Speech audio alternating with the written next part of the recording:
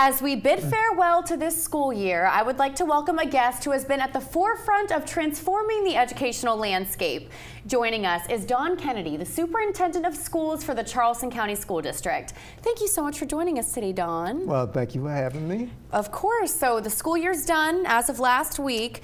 Can you give us an update on the growth that you saw this 2022-2023 year? Yeah, so we are very, very excited. When I took over the job in January of 2022, we had a set of goals. One was Vision 2027, having all kids read on grade level by 2027. Wow.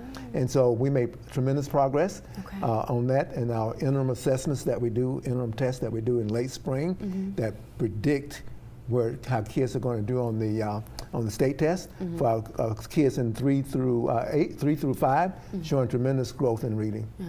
And I'm sure that we're still feeling the effects of COVID in the learning ecosystem. How are you guys adapting to the changing times right now? Yeah, so a couple of things. One, we have a virtual option for students. Not too many take advantage of that, but for other children that came in to the system or came back into the system after COVID, there were a lot of mental concerns and issues that kids had. And so the board invested like $14 million this past year on mental health services, social worker service. And then we're creating this K-12 ecosystem, a pre-K to 12 ecosystem, where we're partnering with different entities in the community to support children. So that virtual option that you mentioned, is that 100% virtual? It is. Wow. It is. Yeah. So it's a consortium of a collaboration with several school districts in the Lowcountry. So we've been one. Okay. So I do have to ask you. I feel like the focus is so heavily on the older kids. The kids, seniors, juniors. What are you guys doing to focus on the little babies, the kindergartners? Yeah. So that was a big initiative that we had this year, working with our kindergarten students. So back in August, we had 3,422 kindergartners. So I sent a letter to all of them asking them what their dreams are for their futures. And so we've been spending time with the kindergartners trying to understand what their dreams are so that we can make sure that the district and the community are able to support them as they grow through our system. That's wonderful. And now Charleston County School District is the second largest school district in South Carolina, and you guys have a lot of kids from all different types of backgrounds. How are you guys trying to incorporate the Spanish-speaking education? Yeah, so so when we take a look at the Spanish population enrollment, it's increasing significantly. I think now we're about 15% of the student enrollment is Hispanic, and so there are different groups that engage with the Hispanic community.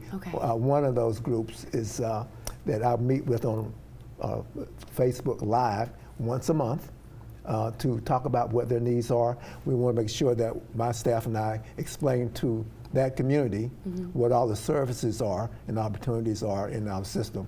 And so it's very important that we engage with different segments of the enrollment population. That's wonderful. And another thing I want to talk about, I have friends of mine who are teachers, teacher pay.